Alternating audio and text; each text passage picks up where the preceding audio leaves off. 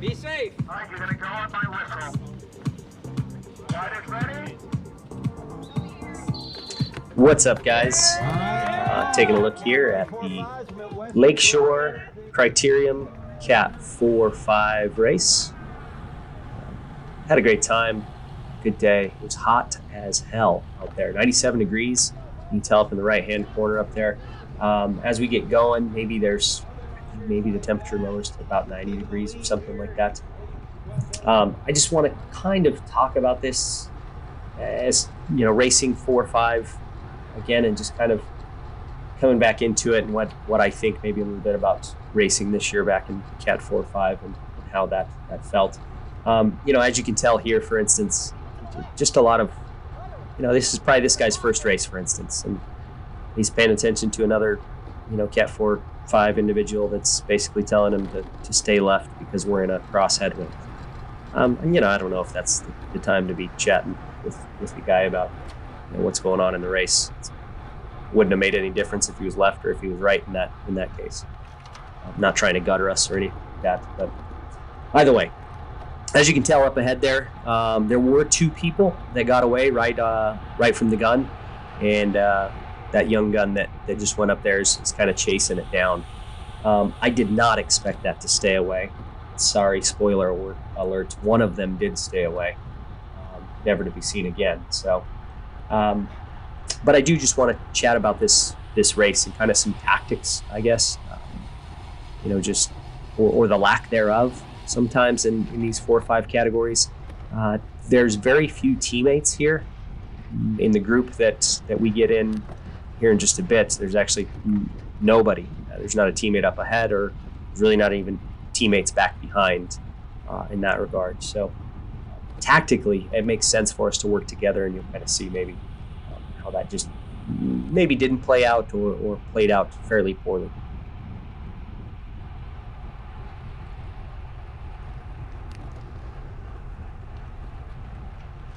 So everybody's back together with the exception of the one guy that actually got away.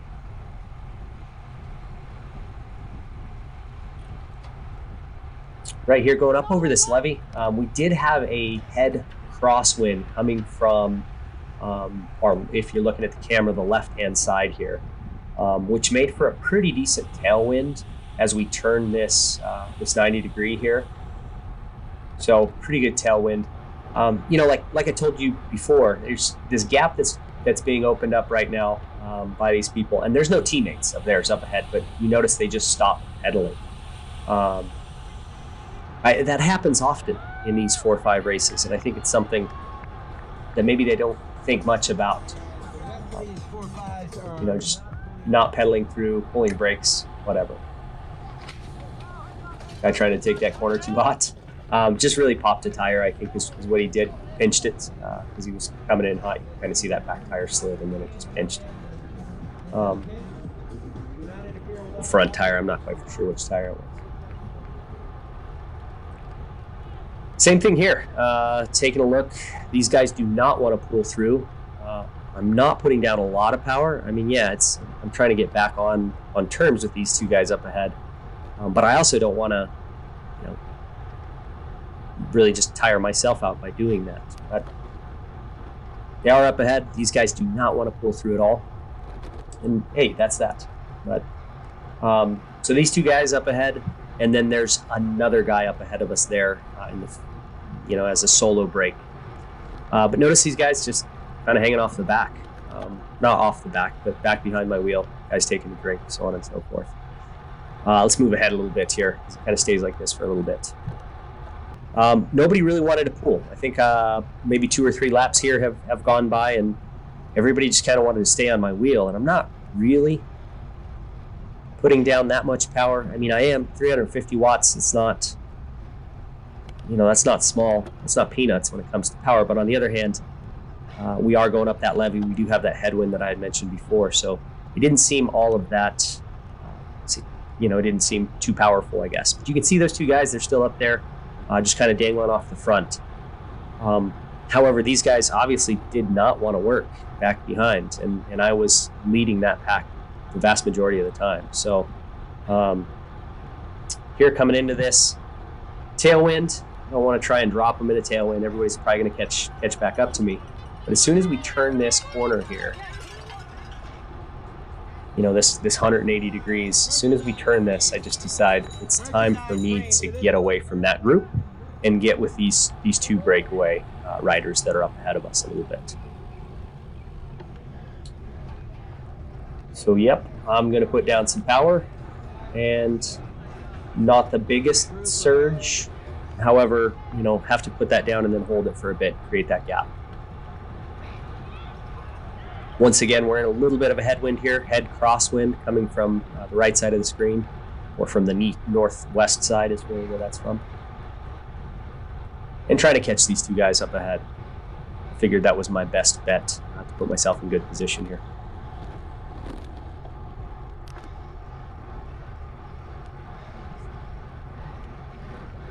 Yeah, so coming up this levee, you know, still maintaining that power, almost on terms with him here. And yeah, you can tell heart rate on the right-hand side there, 185, 90 degrees outside, and it was probably 90% humidity. It was hot, it was humid. There was no shade whatsoever on this course. But you know, I got that gap, pulling in here, about to catch the two breakaway riders that are up front. And we're kind of now in chase of that solo breakaway rider that left from the gun.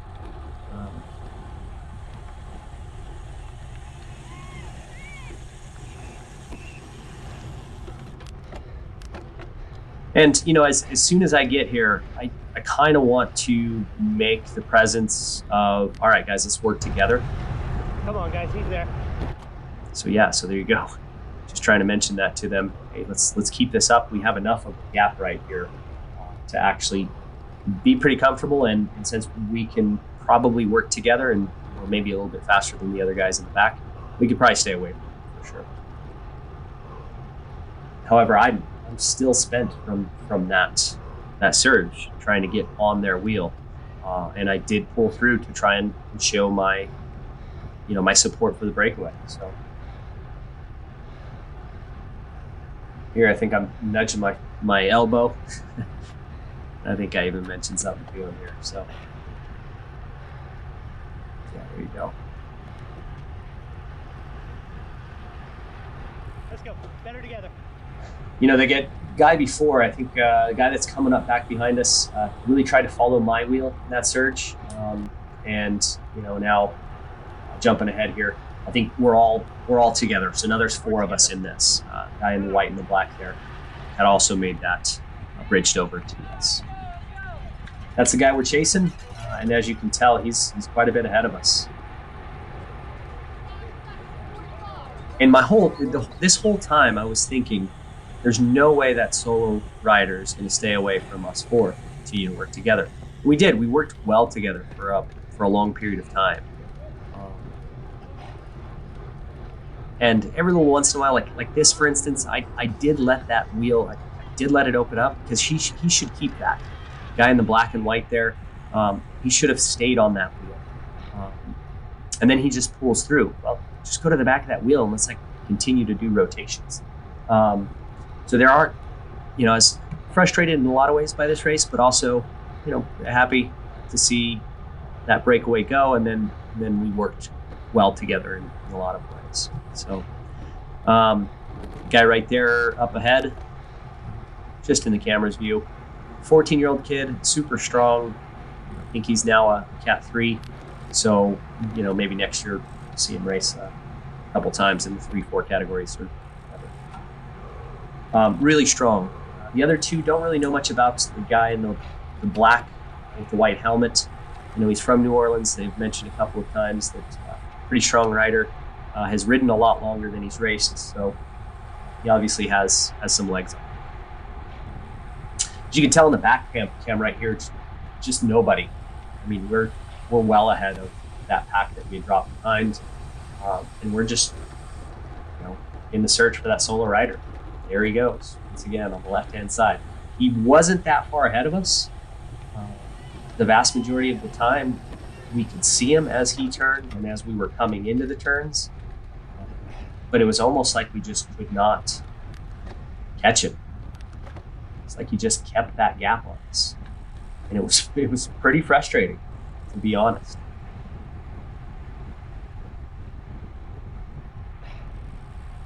That's just a lap rider there. Oh, maybe that was the lap rider before. I might be mistaken. Either way, you can tell he's always just up ahead of us. That guy that's on the top of the levee right there, I think that's another lap rider. But starting to see, the remnants of the original pack or the original group of riders. A whole lot splintering off. We're starting to lap a lot of riders here. Once again, not really working together. This group did work together for a while, but here, for instance, they're just kind of all starting to play cat and mouse. See if somebody else will pull through. I am not the guy to sit on the wheel all that much. And I think that's my downfall sometimes, definitely, when it comes to racing.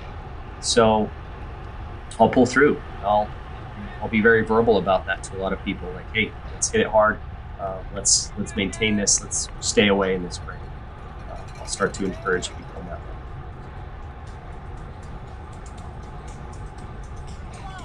So moving ahead here, even a little bit further, and last couple of laps here.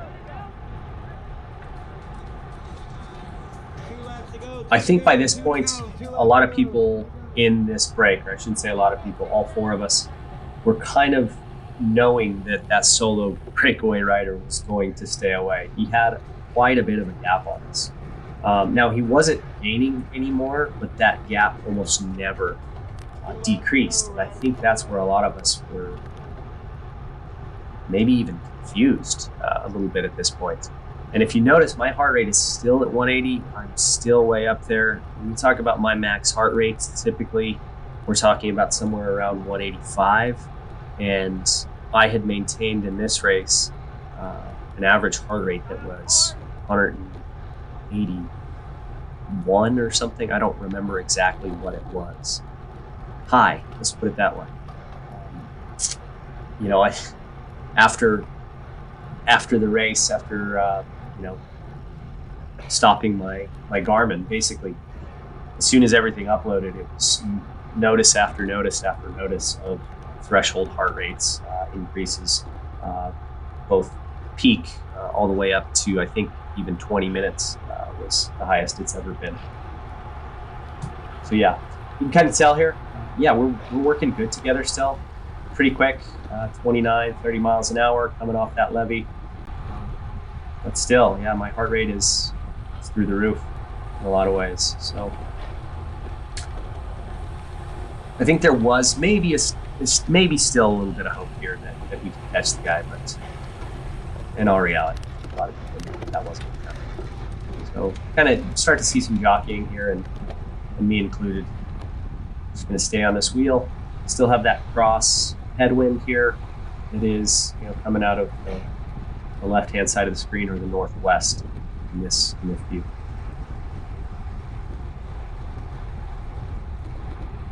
So here, I thought this was a good time, or better than any. I don't know why I didn't think that I should let this turn out to be a sprint. Probably should have. But this lap rider, he's trying to hit it hard, so say, hey, let's do this. I do get separation, definitely get separation coming up over that levee. The individual I told you about before, that 14-year-old kid, man, yeah, he's strong. He's super strong. Come down and around. Definitely thought that I had a gap that was sustainable here, that I could maintain. But kind of tell my power 187 beats per minute, and I'd have to hold a lot more than 280, 290. And I just really couldn't produce anymore at that point in time. I was spent. I think both my water bottles were done. One of them had some electrolytes and some carbohydrates in it. The other one was water, and they were done. Probably with about 3 or 4 laps to go. So you can see here, the kid closes that gap on me. I hate to call him a kid. He's great. Yeah, Peyton. So if you guys see his name in the future, don't be surprised. He's a strong kid. Another one pulls through here. kind of tries to maintain that, and hey, I'm all right with that. You know, I try to keep that distance, and couldn't do it, so let's keep the pedal to the metal. Maybe they thought they would be able to drop me there, and they almost did, to tell you the truth. And you can tell the other individual back behind us there, and the white and the black, he was hurting just as well. It was a hot day, you know. No hard feelings here. It was all bike racing. I was thinking in my head at this point, like, what am I going to do now? And as mentioned, I don't know why I didn't think I could win in a sprint here. I don't know. I'm not a sprinter. I do know that. I'm not even a crit racer, to tell you the truth. It's not kind of what I do. I definitely consider myself more of a road cyclist, or maybe even an endurance type cyclist that goes out for long rides and do well there. But yeah, if anything, discipline, I'd have to say a road racer, sure.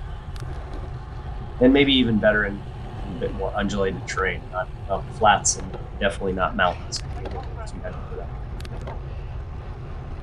Didn't feel like I was a career racer nor a sprinter this day, so I just felt like I had to maybe create some separation. You can tell they're playing cat and mouse here.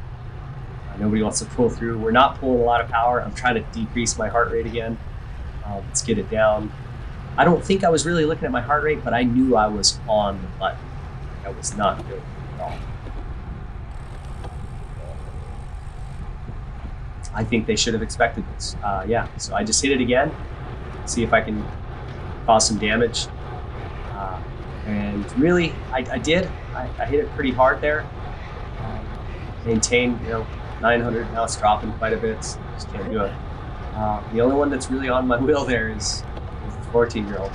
And then the other guy got back up to us as well. And I'm toast. I'm at 190 here. I think it even hit 191, not 191 for a second. And there they go. They're sprinting. I probably should have waited for a sprint here. Sprint for the finish line. Yeah, I'm done. My watts even jumped down to like 100 something at that point. Yeah, I'm done. There it is. Yep. Solo breakaway rider stays away. I go on to take fourth. Two young guys, second, third. Thanks for watching, guys. See you next time.